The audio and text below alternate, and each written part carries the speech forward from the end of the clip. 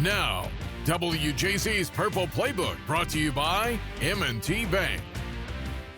This is Purple Playbook. I'm Alex Glaze. Joining me, as always, two-time Super Bowl champion Torrey Smith.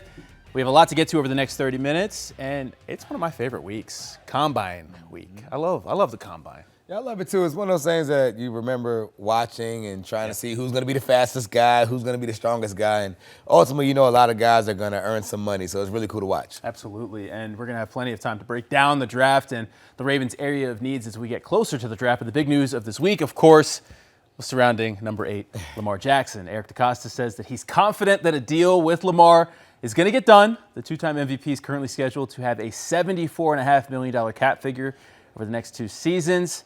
The Ravens want to extend Lamar and free up some cap space. DeCosta was asked about the status of negotiations earlier this week. Have spoken to Lamar about a lot of different things over the last month. He's been very engaged. As I said, he was a big value to us in the coaching search. But we'll continue those conversations moving forward. All right, well, something's going to happen, right? We know that they're not going to go into 2026 with a $74.5 million cap figure. That'd be crazy. But what do you expect to happen in this situation? Because there's a number of different ways this can go. How do you expect this to be resolved? Yeah, Lamar will sign an extension. I don't think it's really a situation where you have to really guess what's going to happen. You're not trading him, right? He's going to sign that extension. And even if you were to say, hey, what if Lamar absolutely hated Baltimore?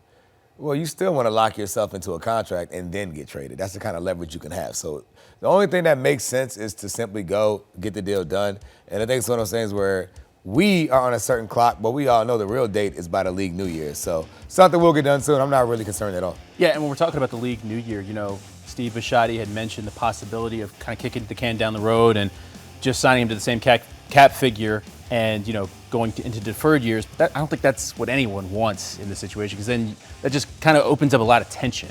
Yeah, I mean, I think that's just what they do, right? I think we look to our neighbors in the north with the Philadelphia Eagles. Howie Roseman has figured out a way to pay all these guys, and that can is rolling so far down the road that if he ever decides to retire or go a separate way, whoever that GM is going to have a whole lot of baggage to deal with. But as we can see, the cap just jumps tremendously each and every year. Like, imagine, we're sitting here talking about Lamar carrying a $75 million salary cap.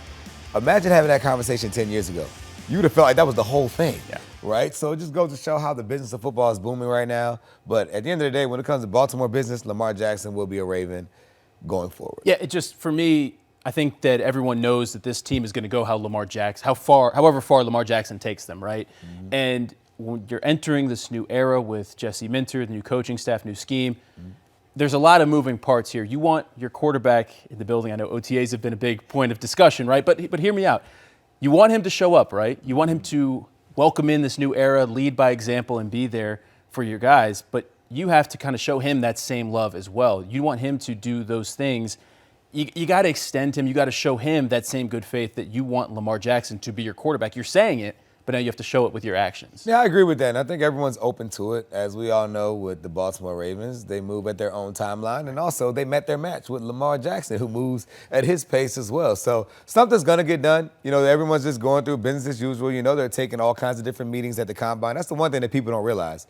Real deals are being done at the Combine, right? They're not just there worried about the recruits that are, or the recruits, I'm going to college, worried about the prospects that are out here just getting all that information. They're going to collect all that. They're going to have their interviews. They're meeting with GMs and agents to figure out what kind of deals need to be done. So, again, I'm not concerned about this at all. I know we have this moment every few years, but this is something that will get done, and they have to, because if not, you're not going to be able to sign a lot of people in free agency. Yeah, well, we're talking about deals that could be done this week. Tyler Linderbaum's contract is another big topic here as the new league year approaches. Linderbaum set to become one of the most sought-after free agents. The Ravens want to keep him in Baltimore. Eric DeCosta and Jesse Minter shared their thoughts on their center earlier this week. We've been having conversations. We've had conversations since the end of the season.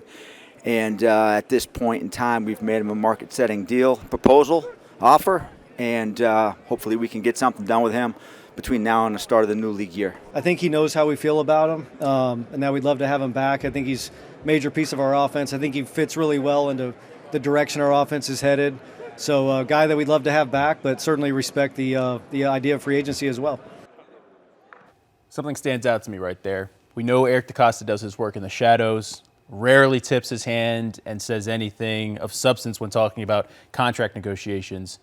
He made it clear they offered Tyler Linderbaum a market-setting deal. Mm-hmm. That tells me he's putting the ball in Tyler Linderbaum's court, like publicly, that we want you here.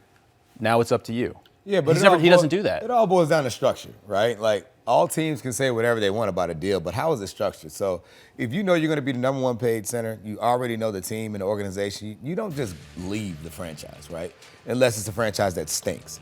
Tyler obviously loves being here. He's done an amazing job. He said he wanted to stay here. Leading here. Like there are places you can go to die as a free agent. If things don't go your way, right? That's just how it works. So I think for Tyler, you put him in a position where he knows he's going to be the highest paid center. It's just going to be, do you want to take maybe a few million more than what the Ravens are offering to go somewhere else? Or do you just stay where you're comfortable, you know the environment, you have your home, you know you have a chance to win a Super Bowl. So again, that to me is a deal that will be done. It's just a matter of fine-tuning the details and the guaranteed money, the bonuses when they hit. It's not a situation where they're going to let him walk out the door. There's a little more pressure with this deal because I think that pressure of hitting free agency is real. We know that there are teams that are interested. I mean, his old coach, right up the road in New York right now, and would love to, I'm sure, have a center of the caliber of Tyler Linderbaum. Do you think that this gets done before he hits free agency, or do you think that this is a situation where Linderbaum could hit free agency and then still end up staying here? Yeah, I think it gets done before free agency because, again, remember we just talked about the deals that are being done at the Combine. Tyler's agent has already met with every single person that is interested in him in free agency.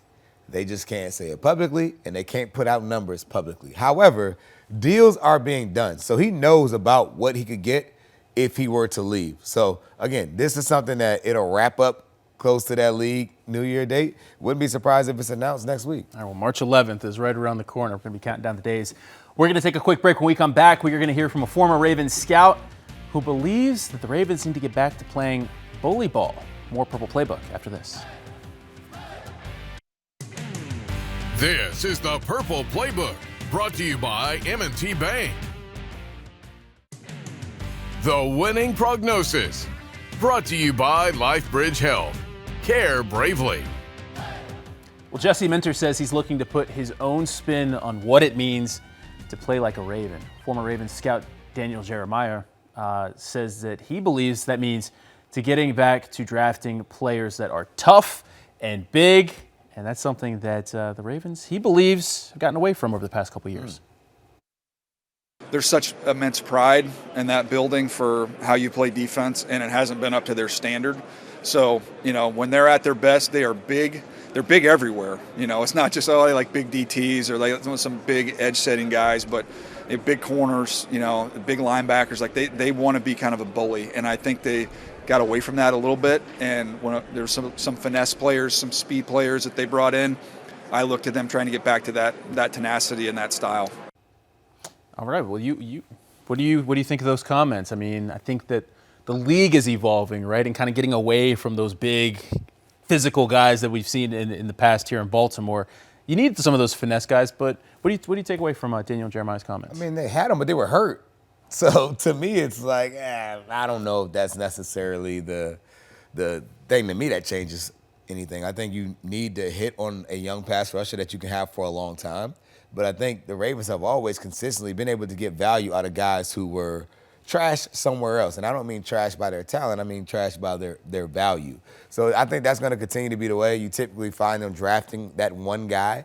But if you look at it right now on the roster, out of the guys that have been drafted, it's like, well, you don't see the next Terrell Suggs, which is probably a little bit too much pressure. Probably shouldn't have threw his name out there. But you don't see that guy. You don't see that guy who's going to be there for a good 8 years. You can kind of really guarantee that based on their projection. You see that at other positions. I can see Nate Wiggins being here for a long time as a defensive back. Obviously, Marlon Humphrey is a guy that's been here for a very long time. But it's just about hitting on those guys that play complementary Raven football. And it just hasn't, I think, injuries, right? Because Madubuike was he self-made himself, but he's homegrown in terms of what he grew into. And just not as many of those guys on the young end that you see today. That could change that with any given season, but you just don't see that many right now. I've said it on Purple Connection and on some of our other shows here. I think my biggest issue with the team in general, not just on the defensive side, last year was attitude and kind of their approach to the game. You've spent time around Ozzie and the scouting department. You know how they evaluate guys. Just kind of what are they looking for when it comes to, whether it's a free agent or a young guy that they're looking to draft, when it comes to like evaluating the mental part, because the stuff that you see on tape, that's going to pop anyway.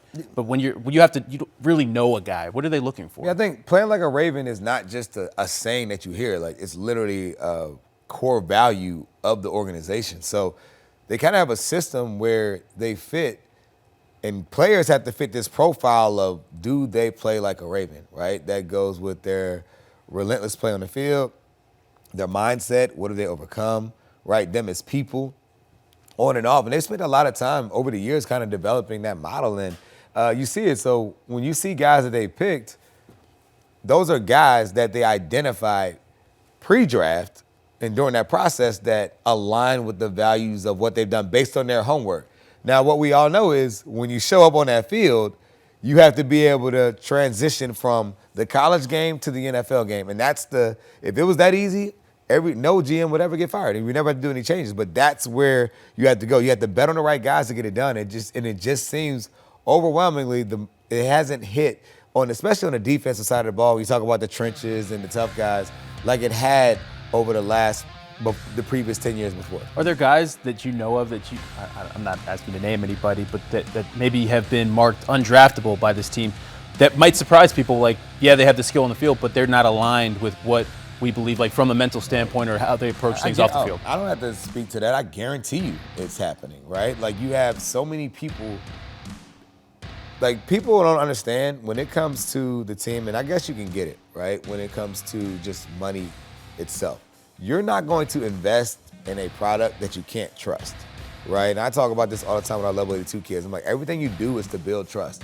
Showing up on time is building trust. Knowing your assignments, being disciplined is building trust. If they do their homework and they see your college coaches or the janitor at your high school said that you were a guy that was always skipping class, not disciplined, abusive, whatever it may be, sneaky, these are all things that will knock you when it comes to the pros. And I think it's hard, right, to identify all of these things because we all have our own things when we're to ourselves where it changes how people can be viewed, right? So I think on the field, I think they have a really good formula for it. You have to think people are trying to replicate how the Ravens have drafted historically, right? Courtesy shout out to Ozzie Newsome for what he's been able to build. But overall, man, it's a complicated process. And again, you're not going to be right, but the Ravens more often than not are an organization that does an amazing job of picking guys. Yeah, well, they're going to pick a little bit higher than we're used to seeing them picking 14th this year. The last time they picked 14th, drafted Kyle Hamilton. Not bad. What are you expecting?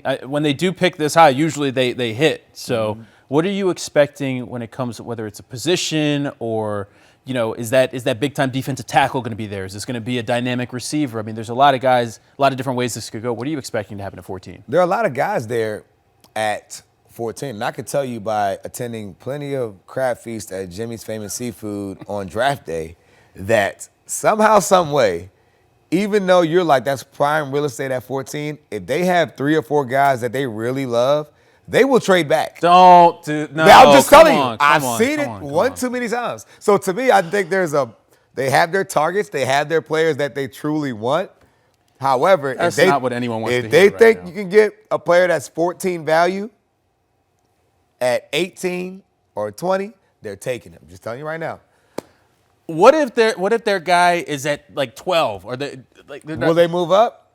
No. That's not what they do. Someone else is going to work. Oh my gosh. I don't think you just broke everyone. I don't think anyone wants to hear I just never believed the Ravens are going to. Think back to Kyle Hamilton, right? I don't think that was a draft, if I remember correctly, where anyone thought they would go in and draft a safety. No. He just fell because he was, if I remember correctly, he was a top 10 guy, but ran a slow 40 and then just fell off a cliff for whatever reason. And then he just kind of fell into the Ravens' lap. So I remember thinking he was going to Washington. I'm like, there's no way the Commanders don't draft Kyle Hamilton. And you just see him keep going back. I'm like, what's going on here? Look, and he just fell to the Ravens' lap. So that's why you talk about a team that they don't necessarily draft based off of need, right? They want to get the best player. However, if the best player fits their need, they'll take them, and that's what we've been able to see over the years. All right, so Torrey wants the Ravens to push back and stack up on draft picks. I don't want them to because I want us to wrap up quickly. However, they already have 11 draft picks. I do know what we'll see. They already have 11 He draft wants picks. more. He wants more. All right, we're going to take a break. When we come back, we are playing Something or Nothing.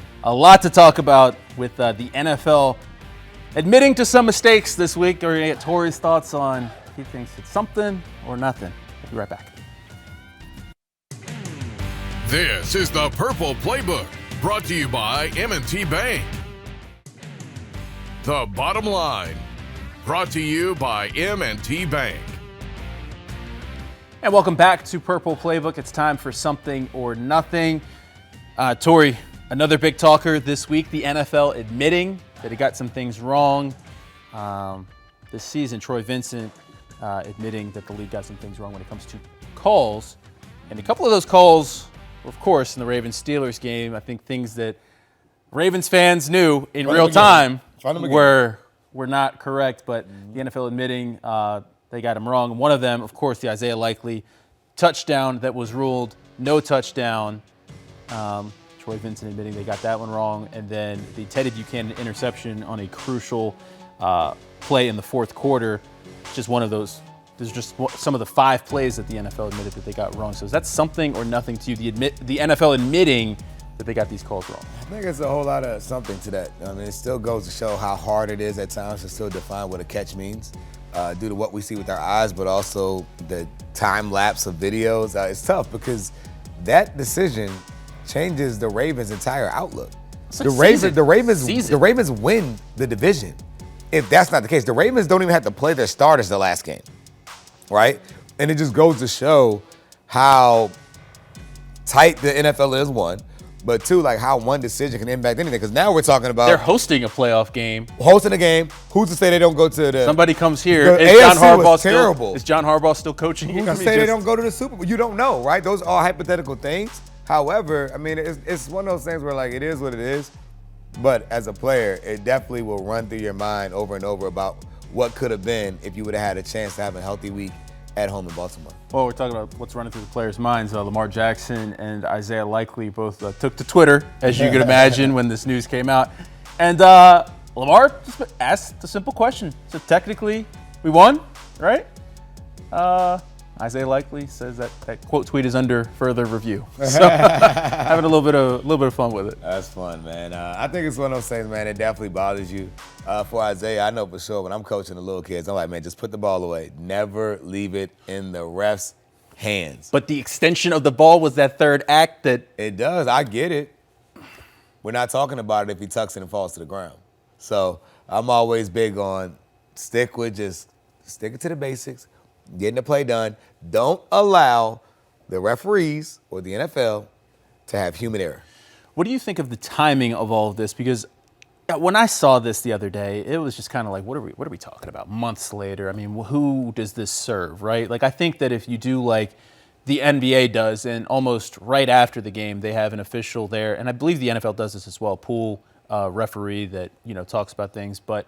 I mean, I don't know what this does for anybody, having this come out months later, admitting you got it wrong. Because what are you going to do now to correct things in the future? I mean, in real time? You got to try to clean it up, right? I think as long as we're dealing with people, and I do think we have to continue to deal with people, there's always going to be some mistakes made.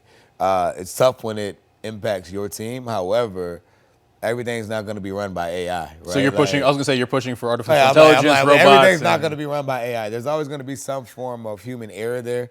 But I think it's better to talk about it. So now the next time it comes up, we should be able to see clear answers on what it could be. And it's one of those things where it's almost like the Supreme Court. Well, based on what history says and what you ruled before, this is what we should anticipate going forward. Put yourself in Lamar Jackson's shoes, Isaiah Likely's shoes, John Harbaugh's shoes. What are they feeling when they see this? I mean, it's tough. It's disappointing when you have a call that hurts you like that. But again, it literally could have been considered a franchise-altering decision. You don't know. Like, we know Mr. Bisciotti said, well, it only been a week later if he would have made a coaching decision. But we truly don't know. If you get into the playoffs, anything's possible. And when we look at what the AFC looked like to get to the playoffs, like... And hosting a game. Hosting a game at home, probably having to go to New... I mean, it could have been possible, right? But you always say things could have been. You know, I think it's tough. There's really no answer for it, and you just got to move on. We will never know. All right, that is going to do it for this little segment of Purple Playbook. We have another segment come up after break. This is the Purple Playbook, brought to you by M&T Bank. Now, WJC's Purple Playbook, brought to you by M&T Bank. And welcome back to Purple Playbook as we wrap up Combine Week. I love this story from you. Just hearing about your Combine experience. We know that notoriously guys are asked some off-color questions during this process to see how people react. What's the wildest question that you were asked during your draft process? I was asked, what would I do if the coach told me, he said, what would you do if I reached over the table and slapped you in the face? What would you say? And I said, with all due respect, I will reach over and I'm going to slap you right back, and it's going to be on in here. And he started cracking up laughing. I'm like, what is wrong with him? What are you supposed to say to that? Like, I don't know what he wanted me to say. I'm like, I don't know. Like, I know I try to be all right, but you ain't about to touch me now. That's funny. I mean, and they're asking that because they just want to get a feel for who you are, if you're going to give who you are truly, right? Because for sure. I think that, they know my mom, my grandma didn't play around in history, and so I think they're trying to see where I was mentally. That's funny. Well, but I'm glad he didn't do it. No. Well, the biggest interview for a lot of guys this week, you obviously passed your test, hoping a lot of guys go through their process and have a good week as well. That's going to do it for this week's Purple Playbook. For two-time Super Bowl champion Torrey Smith, I'm Alex Glaze. We will be back next week.